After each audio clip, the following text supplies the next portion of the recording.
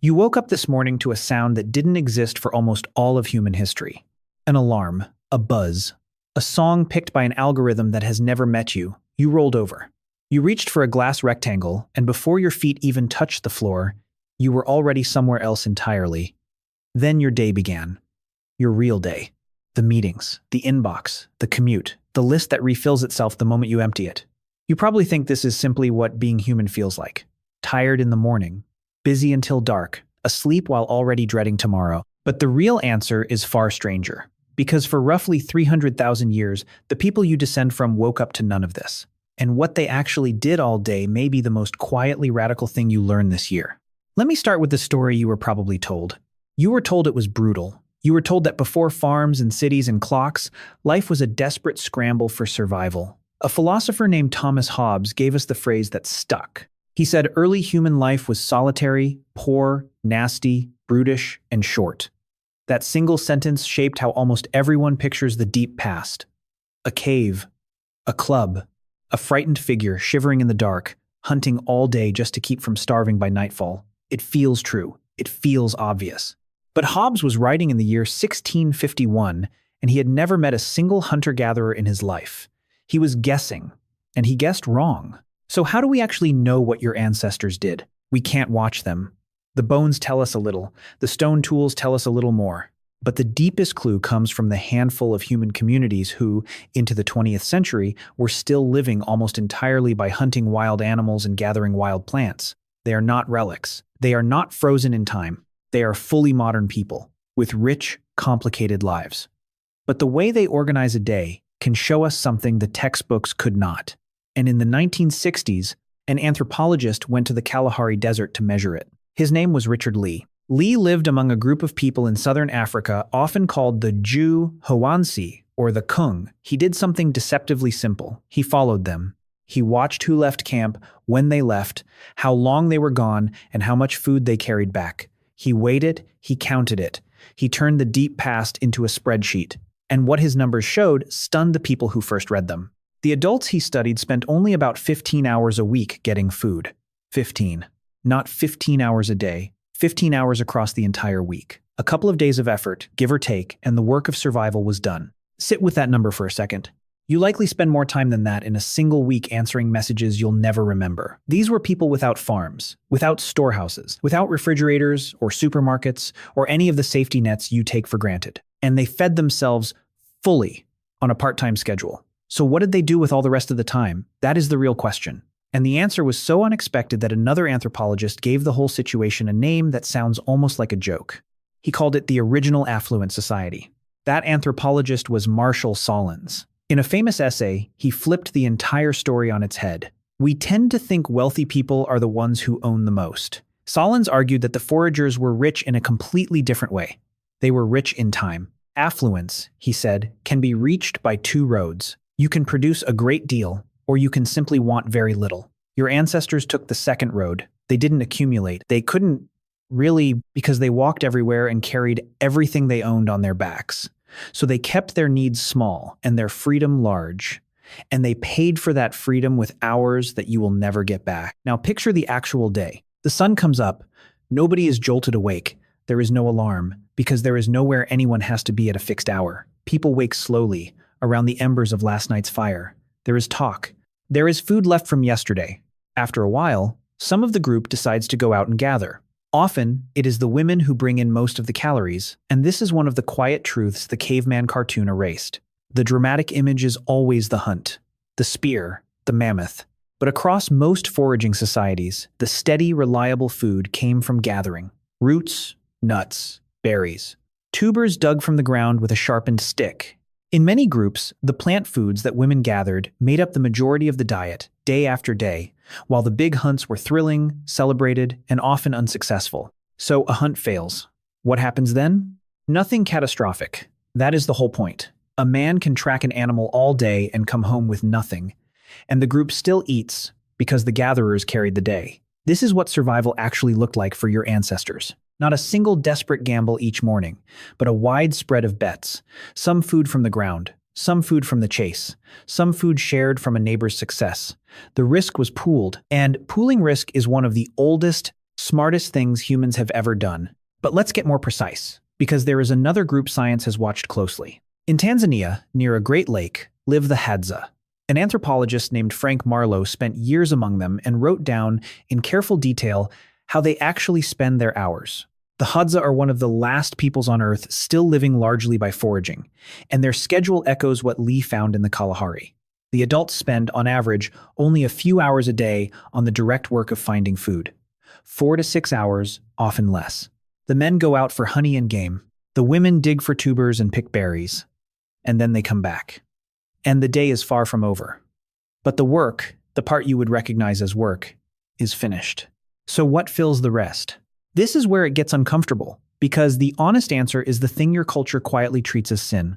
They rest, they sit, they talk. For hours.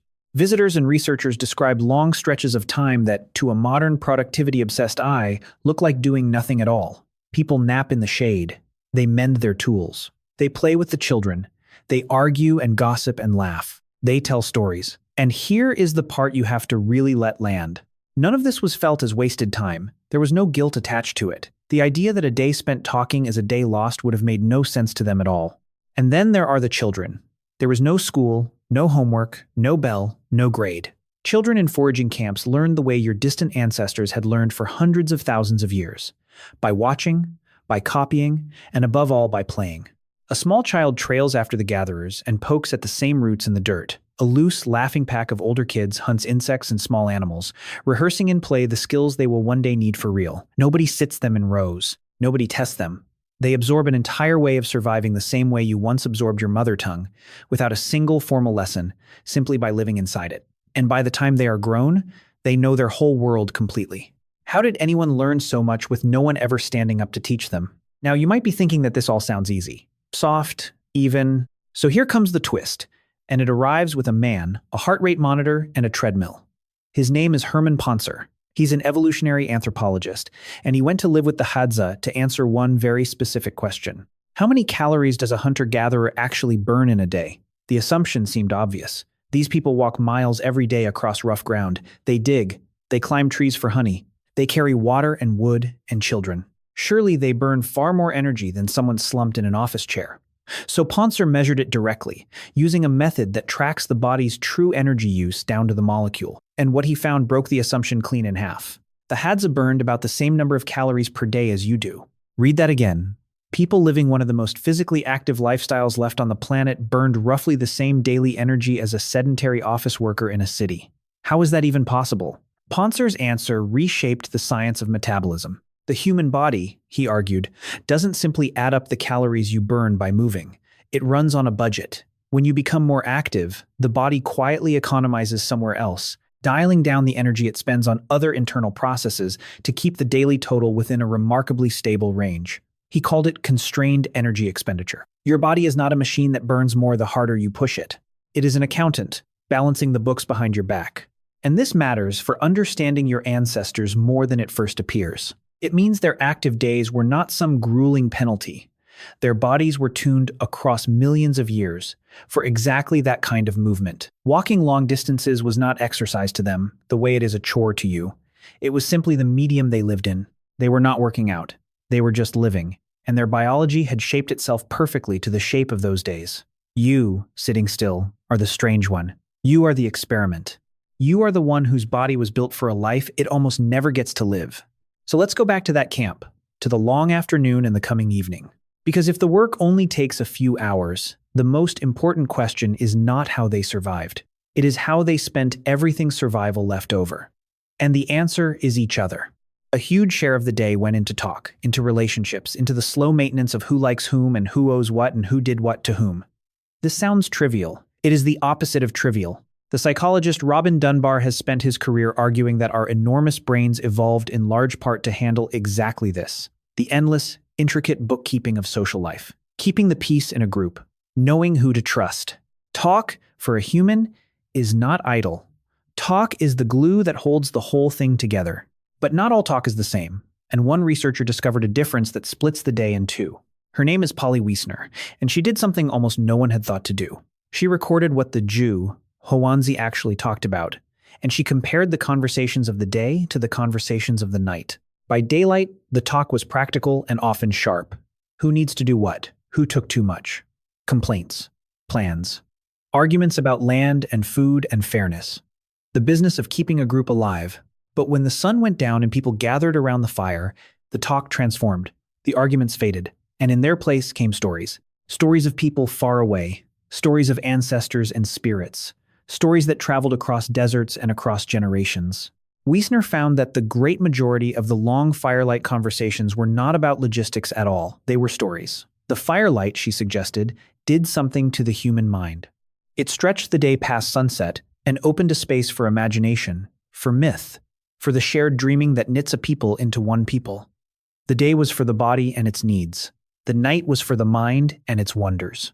And both of those, the practical and the magical, were the true work of being human, even if neither one ever felt like work at all. Now step back and look at the whole shape of it. A few hours of foraging, a long stretch of rest and craft and care, an afternoon thick with talk, a night lit by fire and story. This was the rhythm of the overwhelming majority of human existence, not the exception. The rule? Farming is only about 12,000 years old.